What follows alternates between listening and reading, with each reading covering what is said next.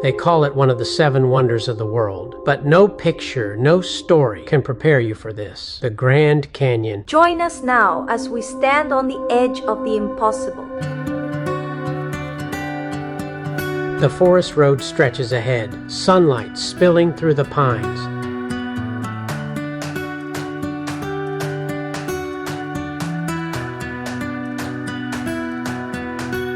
Then, almost without warning, the trees part, and there it is, the Grand Canyon. And we're still only in the parking lot. A vast chasm carved by time itself, where the Colorado River has etched its masterpiece for millions of years. One glance, and you feel both impossibly small and deeply connected to something greater. We are here at the North Rim now, standing on the edge of a view that words can't contain. The wind carries the scent of pine, the air is cool and thin, and before us the earth falls away into an ocean of stone and shadow. It's a sight that stills your breath, a moment you know will stay with you forever.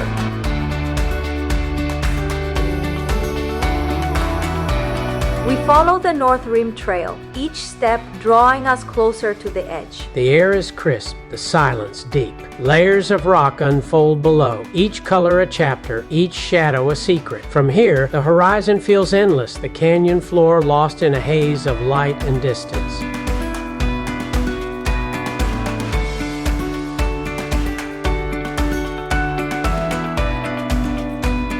Twists and turns guide our steps, each bend offering just a glimpse, enough to pull us onward. The canyon gives us little tastes, revealing itself in pieces until the trail narrows and the viewpoint waits ahead.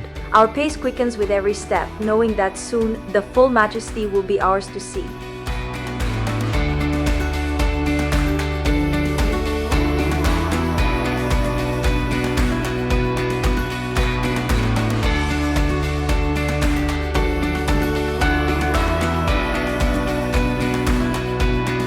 Our anticipation builds with every step, the trail pulling us closer and closer to the edge. That first glimpse feels just out of reach, each corner teasing what's to come. Our hearts are racing, the kind of excitement you can feel in your chest. We round the bend and there it is, the Grand Canyon. It stops us cold. The scale, the colors, the sheer drop into eternity. No camera could ever truly capture this moment.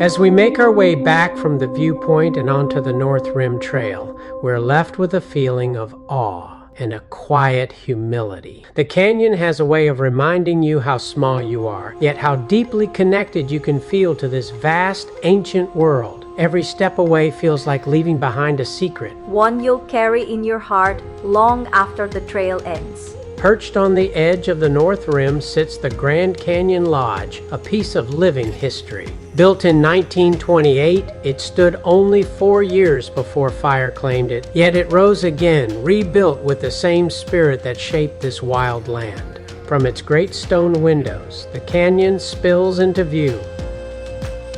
And just beyond, rustic cabins rest quietly among the pines, each one holding a view you'll never forget. Only one other lodge shares this legacy, the Tovar Hotel on the South Rim. We'll find our way there soon enough, so be sure to stay with us. But for now, the North Rim still has one more gift to give. Please like and subscribe so you can see more videos. This way you'll be helping support us with the cost and time that we put into these videos. Thanks in advance. As we make our way toward Williams, the forest begins to stir. From the shadows, a deer runs across the road. Further ahead, we see a herd of bison grazing along the roadside. We are visitors here, passing through a timeless home where nature still writes the story.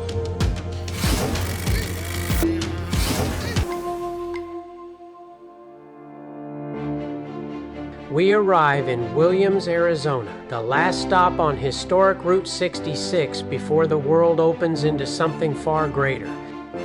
From here, the rails can carry you on the Grand Canyon Railway, a journey back in time, ending at the heart of Grand Canyon Village on the South Rim. This is the most visited part of the park, and for good reason. From here, the canyon reveals its most famous views, where colors dance with the shifting sun and the horizon feels endless.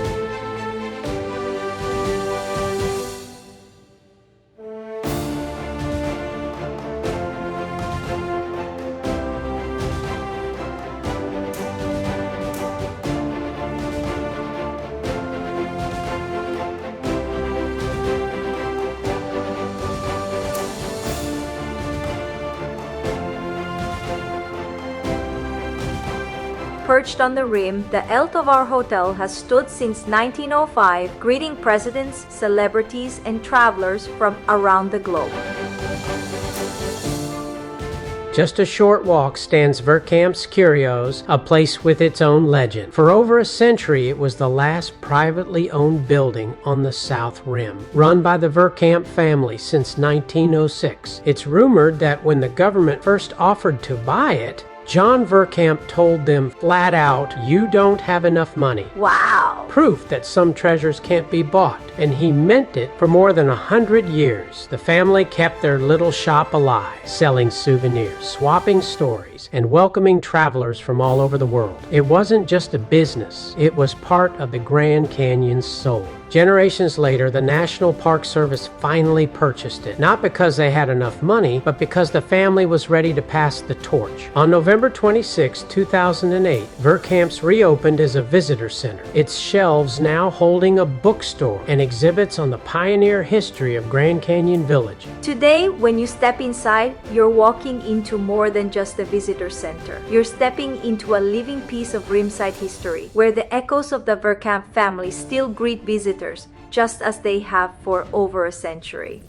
For the ultimate thrill, don't miss the chance to take a helicopter or plane ride through the Grand Canyon. As the blades roar to life and you lift off, you'll find yourself soaring above this vast masterpiece, gliding over ridges, diving into ancient chasms, and tracing the same updrafts that carry the mighty California Condor across the sky. The skies are home to this rare giant, saved from the brink of extinction, soaring on wings nearly 10 feet wide. From up here, you're not just looking down at the canyon, you're flying alongside one of its greatest survivors.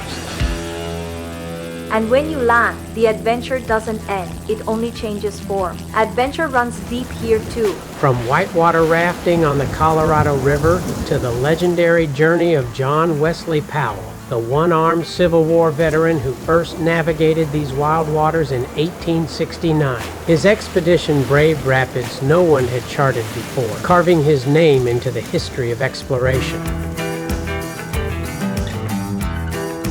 And if you'd rather stay on dry land, the South Rim has no shortage of trails. But beware, the deeper you go, the hotter it gets. By the time you reach the bottom, the temperature can soar past 100 degrees. Over a century ago, and back before helicopters, planes, or even cars, these trails brought people and supplies down by mule. One man named John Hance started a tradition that still lives on today. Arriving at the Grand Canyon as possibly its first settler in 1883, John Hance tried his luck mining for gold. But he soon became a legend in his own time, guiding visitors by mule down the rugged old Hance Trail to see if the tales of Western explorers like Major John Wesley Powell were true. Mule riders loved his tall tales, including the claim that he had dug the canyon himself. His fame spread so widely that people began to say Captain John Hance is half the show. When President Theodore Roosevelt came to the Grand Canyon in 1903, it was Hance who led him down the trail. For over a century, the National Park Service has kept this tradition alive, still sending mules down these steep, winding paths, just as John Hance once did, carrying visitors to the canyon floor, one careful step at a time. And yet, For all its human stories, the canyon itself remains the greatest storyteller. Its walls are ancient pages, read by geologists in the language of stone, each layer a chapter written within its rock. Beneath the rim, its silent ruins and artifacts whisper of the people who once walked these trails, hunted these plateaus, and watched the same sunsets we see today. Together, rock and relic weave a tale of earth and humanity, bound here forever in the heart of the canyon. It's more than stone and sky. It's the breath of wind that rushes over the rim, the echo of silence between the cliffs, and the memory that stays long after the road carries you away.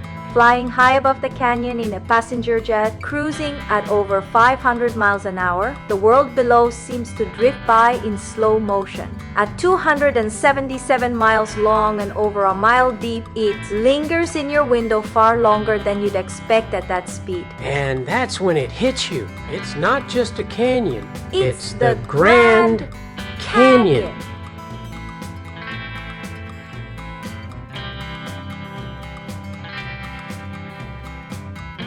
Thanks for watching. YouTube has selected these videos for you to watch next. Please give us a like and watch more of these, Oh My, Travels videos.